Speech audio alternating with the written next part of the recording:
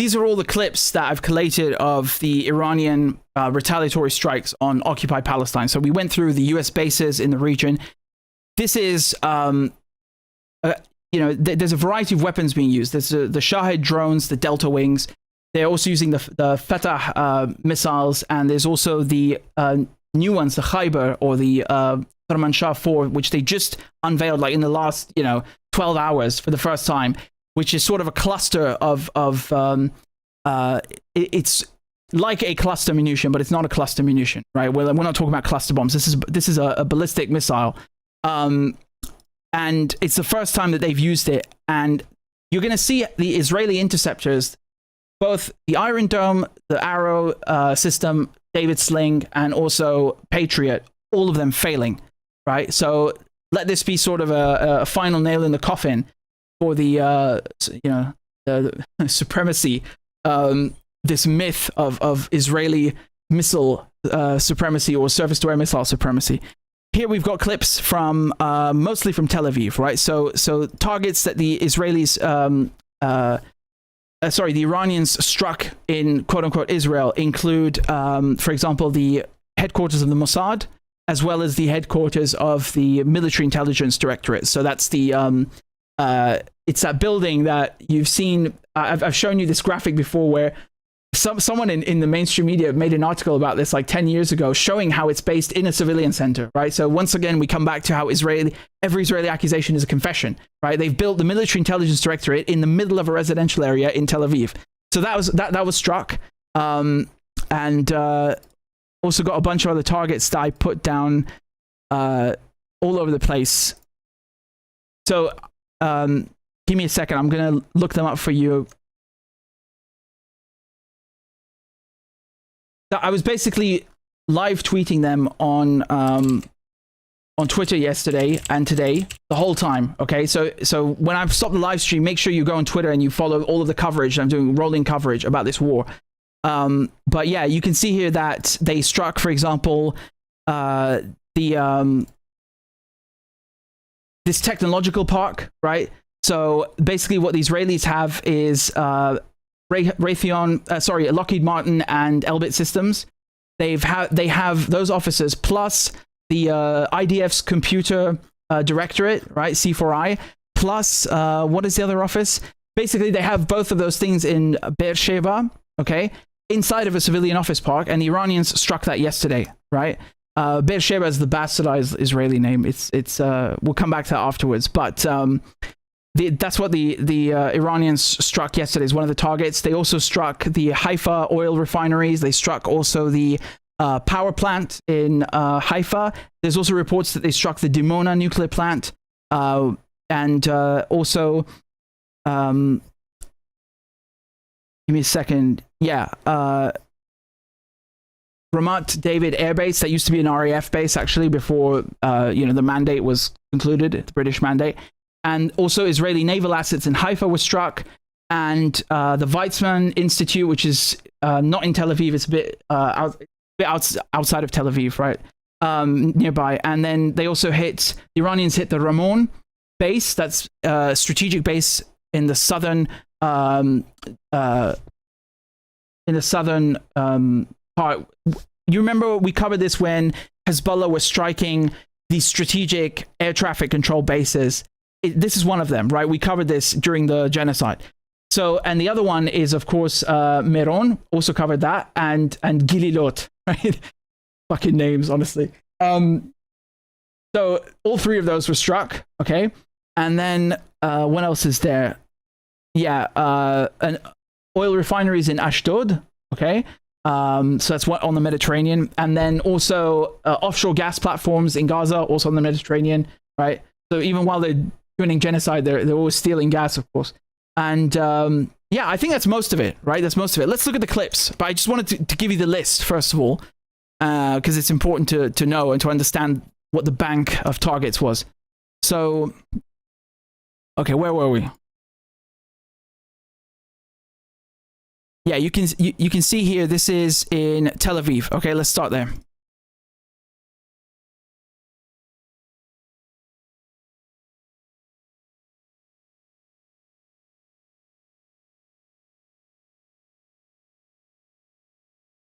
keep in mind that this is during the censorship regime, okay? The military censor. So you know, the Israelis are not letting anyone film this, and there's a military order banning Israelis from filming anything, right? Because they want to hide the destruction because it's embarrassing.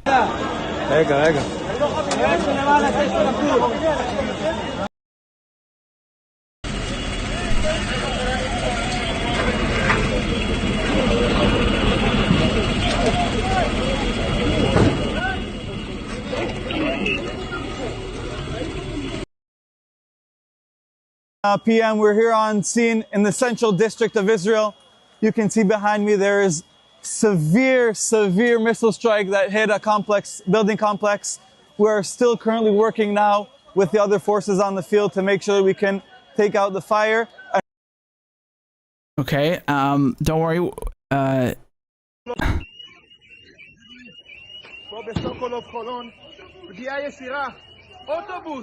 All of this is Tel Aviv, right? All of this is Tel Aviv. This is all from the last 36 hours, okay? Now look at those missiles coming in, how the Israelis are failing to intercept them.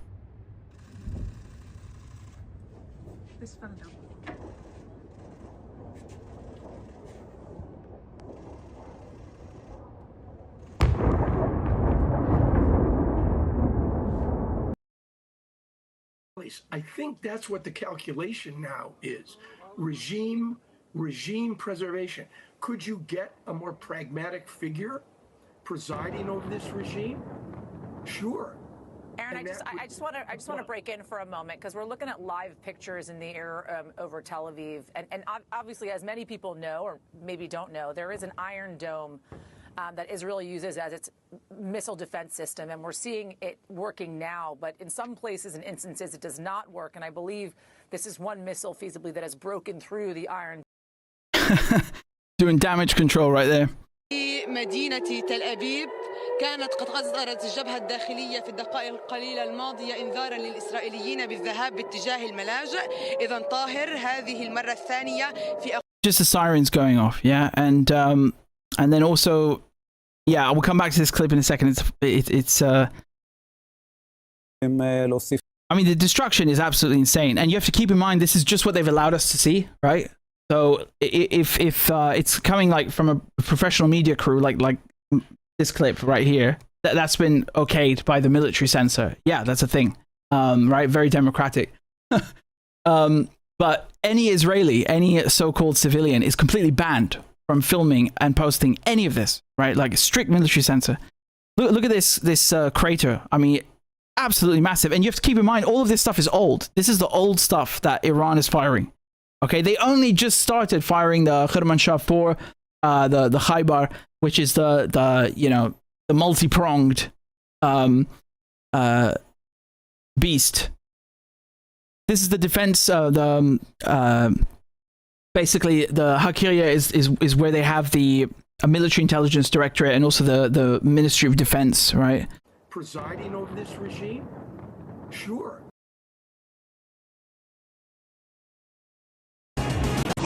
I mean, the whole thing is in tatters, right? It's absolutely crazy that they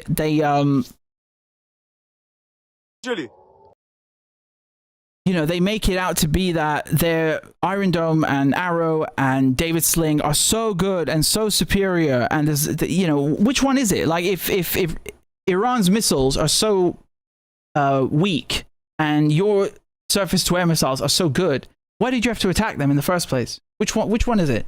And then you come along after all this and tell us that the death toll is 0 or 1 or 5 people, right? Initially they were saying it was 0, like for the first 24 hours. I mean, come on, really, 0? What utter bollocks! If you can fire, like, you know, dozens and dozens and dozens of Iranian missiles and kill no one, then obviously they're not really a big fucking threat, are they?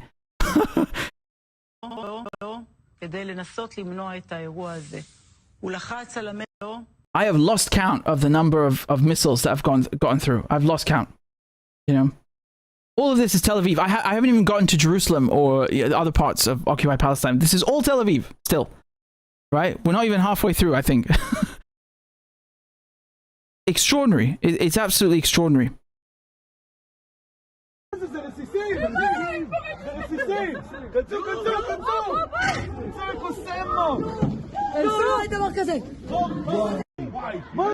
It took a long time to verify all these clips, right? So that's why I didn't stream earlier. But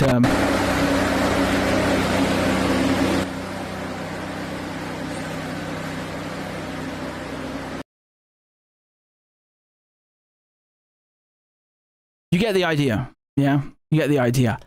And this is, let's move over to Jerusalem now, okay? This was earlier, a few hours ago. You can see all the interceptors going up and then they miss it anyway.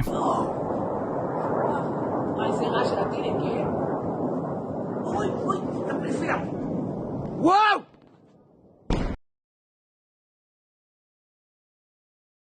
First responders, etc., etc. Right.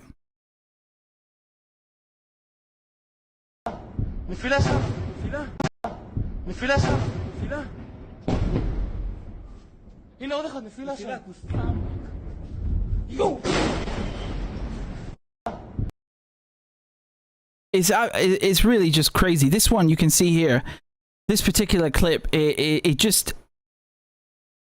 I mean, it's all, I don't know if they have course correction on these Khaybars. They have minor course correction on some of the models, right? I don't remember they have it on this one, but even that is extraordinary. It really is, right? And one of the main pillars of Israeli propaganda is, oh, we're so ingenious, right? We're infallible.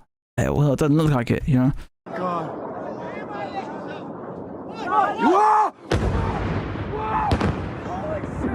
God. Look at the number of ambulances here.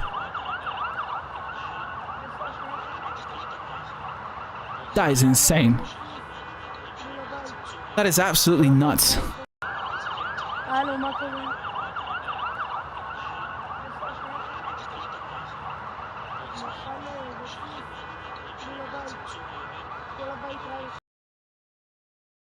So just imagine what the actual scale of the destruction is, right? These are just it's just a little bit. It's just like what slipped through the cracks. You know, one Israeli filmed this clip and they managed to catch, catch a certain strike on camera. That crew was allowed to film a little bit of destruction, right? Here, this is more from Jerusalem. Just a few hours ago.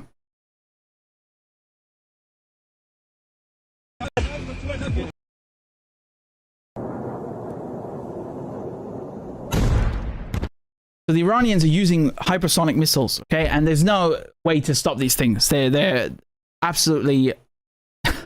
I mean, the thing is that even when the Iranians are using Shahid drones, right? These Delta Wing drones, like the 136, which is, I mean, it's very, very slow. It's a turtle in comparison to a hypersonic missile. It is, right? It's incomparable. Even those things are getting through. How many clips did I show you of US bases, right? The United States, this great military power. How many clips did I show you? That NSA radome, for example, the snow globe looking thing with the SATCOM and the air traffic control and radar, getting blown up by a Delta Wing. I mean, it's astonishing. Like it's really bad. It's really embarrassing. If someone hadn't caught it on camera, no one would believe it. And that's just one target. We saw like tons of them, right? The clips I showed you that were taken at night in the same base in Manama. Multiple times, you know, it's insane. And there's then the same thing in Kuwait and the same thing in the UAE, you know, never mind like this stuff here. So this one right here is a Fatah 1, okay? This rocket, this missile that's coming in. Right, in English, when we say missile, anything can be a missile. Like if I take a brick and I throw it at you, it's a missile. That comes from French, right? So like from the Middle Ages, technically anything that is thrown, any projectile that is thrown is a missile, right? But not every. But in today, like in English, when we say missile, usually we're talking about something that can be guided, right? Whereas a rocket is sort of like, you know, like the stuff Hamas will fire, where it's just once you fired it, that's it. You can't change the direction, which ironically is the case with ballistic missiles. I know this is kind of like contradictory, but that's, you know, that's the way that we call them today in English. So anyway, this is the Fatah 1 model, okay? And you can see here how it's dodging, or let's not say dodging, but basically outrunning, okay, the surface-to-air missiles that have been sent up to intercept it, right? They're just completely missing it.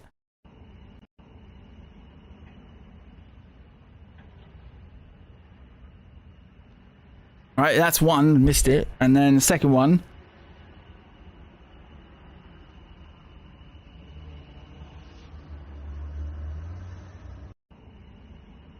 We don't have the boom, but there it is.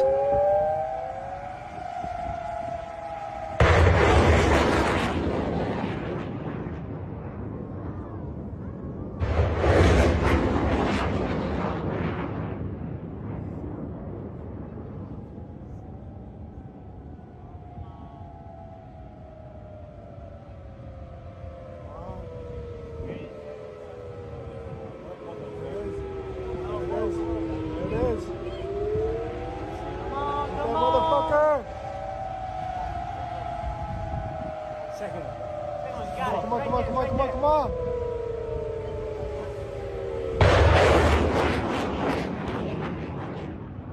Right, so that's 3.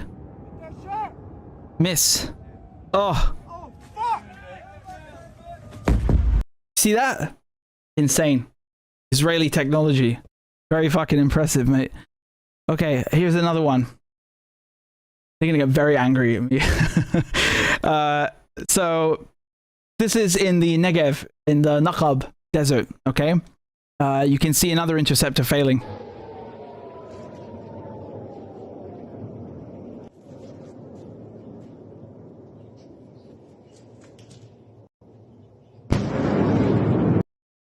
Okay, and here's another Fatah missile, right?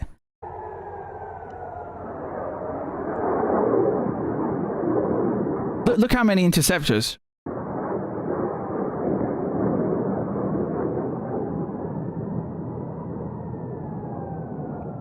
That is just pathetic.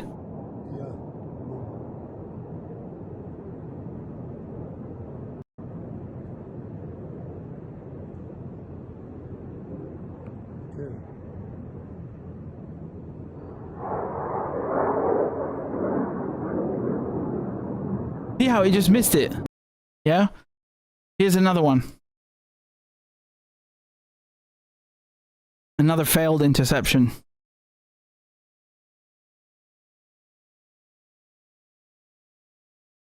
Right? You can see it goes right past, and I mean the risk in terms of the Israeli point of view of all this is that you're exhausting and depleting their their supplies, their stockpiles. And at some point, they're going to run out. I mean, during the 12-day war, they strained the U.S. supply of Patriots and everything else. I mean, you know, they like to claim that the Iron Dome is Israeli, but it's actually a joint project, right? They're not as smart as they claim to be. They're really not. You know, half of that whole mantra is propaganda on purpose, right? Like it's to give you it's to make you afraid of them and make you think that they're smart. Right, it's like it's psychological warfare basically, and one of the pillars of that is like, oh, Israeli ingenuity. We made the desert bloom. We invented the Iron Dome. You know, we can do cyber warfare. Yeah, but so can the Iranians. I've lost count of the number of high-profile hacks that they've conducted against the Israelis. Lost count. As a matter of fact, they're owning them, not just in missile technology, but now also with espionage. And I'll do a separate video segment on that later. They're really taking the fights to the Israelis, the Iranians. It's not a joke. They're really, you know, giving them a run for their money. Now, here you can see a different kind of missile. So what we just looked at now was the Fatah 1. It's just, you know, one body, one object, one missile coming down. Here you can see a cluster of them breaking out of the main piece. So this is the Khorramshahr 4 or the Khaybar, okay, which has just been deployed for the first time now. I think the Iranians put it in service at the beginning of the month, right, in early February, and now it turns out they needed it. So here it is in battle, in combat. I mean, do you see all of those dots? That's from one missile. All of those. And in the videos we just looked at now, the Israelis couldn't even intercept one missile with 12, 10, 5 interceptors. They couldn't even intercept one. How are they going to intercept, a dozen?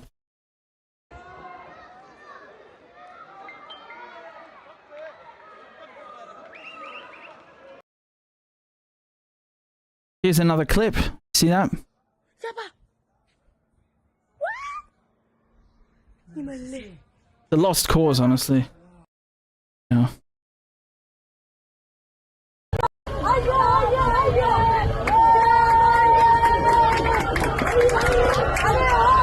You can hear people celebrating in the background, right?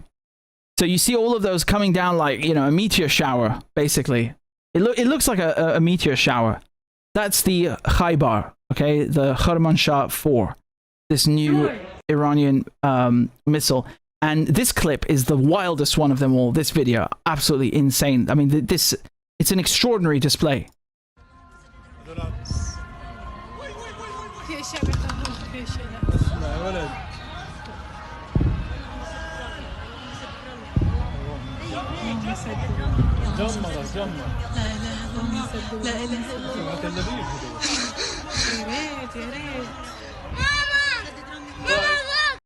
When I see all of this, what I'm reminded of, I'm very big on World War II history, and if you know anything about World War II history, about Operation Barbarossa, the biggest blunder that the Germans made is they didn't do their homework, right? They were giving, they were receiving 100,000 tons of wheat and oil every week, from the Russians. They had this pact, and everything was great, and they were trying to gauge what the strength of the Russians is, and they completely overlooked the rear of the country.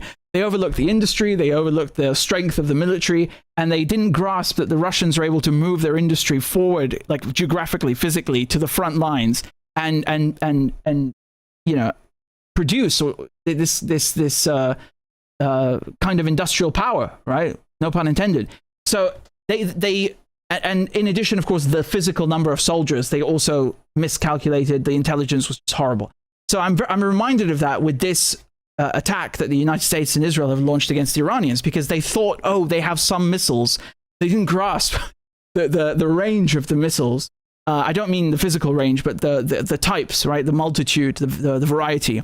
Although a lot of this is public, right? It's not all secret, but nonetheless, they just, it's just such a mistake. It's so dumb to go to war with someone who has missiles that you don't have. The Israelis don't have hypersonic missiles. The Americans don't have hypersonic missiles, and none of them have any way to shoot these things down. No one does, really. So why would you, provoke these people and go and for no reason? There's no national security argument or defensive argument. It's just wanton violence and aggression. There's no fucking reason for it at all, right? So I'm reminded of that kind of stupidity or intelligence blunder when I see this kind of stuff. And these clips, I mean, there's a plethora of them, right? This is not everything. There's I guarantee you, I haven't looked because I'm talking to you right now, but like in the last 2 hours that we've been live, when we're done and I go back to work, because we're working 24/7, I'm going to find more. You'll see, like, the Iranians are doing this around the clock. Around the clock. It's non-stop. I wrote this on Twitter earlier. These guys are punching above their weight tenfold. Like, they're hitting US bases in 8 countries. They're hitting US ships in the ocean. They've cut off the Strait of Hormuz, right? They've basically choked off the most important oil supply route in the world, on the planet. And on top of that, they're also hitting occupied Palestine and doing it in packages, gradually increasing it. And right after their religious leader this revolutionary figure has been killed. So normally morale should be down, right? But it hasn't affected them, and they're getting even better at it. This is astonishing military capacity on display here. It's astonishing. It's not something you see every day. It really isn't. I mean, this is the United States and Israel we're talking about. Right? It's not like, 2 countries that they're taking on. No, it's the US and Israel, man. I think it's significant. I think it's significant, right? How long they can keep this up for is a different question. But so far, it's been impressive, to be completely objective, really. I'm just looking quickly. I'm having a look around here if there's anything new. Yeah, so we'll talk about Lebanon and Yemen in a second, but you get the idea with what's going on in occupied Palestine, in Israel, right? They've bitten off more than they can chew. You have to keep in mind that these strikes are paralyzing their economy as well. So like, we saw this during the genocide, 15% of the Israeli workforce wasn't coming into work. Thousands and thousands of small businesses shutting down. Hundreds of thousands of settlers leaving the place because they're all foreigners with 2-3 passports. They're colonizers, really is the right word. And in the north or the south, if you're looking at it from the Lebanese perspective, right, like southern Lebanon, right, you had on that front also almost 100,000 Israelis, close to 100,000, just packing up and leaving. So, that puts a strain on the economy, having to house these people, bust them out of the danger zone, set up a cordon, take care of their expenses, put them on benefits. This really puts a strain on the economy. And now it's just going to get worse. It's going to make that period look like a joke in comparison, whether we're talking about the 12-day war and that strain that it put on the Israeli economy, or whether we're talking about Hezbollah opening up a second front on the Israelis on October 8th. So it's really going to get worse. I don't think any of us really, even I myself, I'm having trouble digesting just how fucking insane this conflict is. It's completely spiraled. I mean, spiraled out of control. This was planned. It was all planned, it's evil, right? So in that sense, nothing has spiraled out of control. This is exactly what America and Israel wanted. But I think they've bitten off more than they can chew.